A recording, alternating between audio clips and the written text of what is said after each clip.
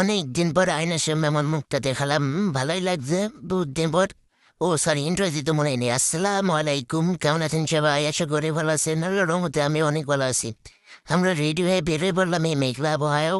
বের হয়ে চলে আসলাম এখানে, দেখেন পেছনে কি মেঘ।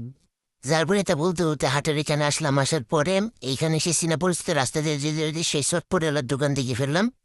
ওখানে যাবো এই কারণে। ওইখানে গিয়ে দেখি সব একটু ছোট ছোট বাচ্চারা সব খায় এখানে। অন্য কথা বুঝে মোটে মনোযোগ নেই। এরপরে আমরা আবার বলছি যে 2 মিনিট দাঁড়ায় আগে শরবত খেয়ে এসে, এই কারণে রস খেতে এলাম। আসার পরে রস খেতে এসে এখানে পড়ে গেছি বিপদে। রস খেতে এসে আমি এখানে দাঁড়িয়েছিলাম, মানে রসটাকে বলে খাইছে দিলাম। খাওয়ার পরে দেখি পানি শুরু।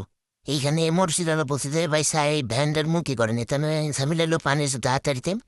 পরে টনি তারে পুঁতে পরে দেখছি যে জোরে পানি শুরু হয়ে গেছে। আমি এখানে পড়ে গেছি বিপদে। তারপর পানি থামলো, দৌড়ে দৌড়ে যাই একটু সুন্দর জায়গায় দাঁড়া হলাম। দাঁড়িয়ে পরে চটপটি নিলাম, নেওয়ার পরে এখানে খাওয়ালাম। খাওয়ার পরে মানে একটা জিনিস থেকে অবাক যে মাছের হাট আজকে অন্য দিকে বসে নাই।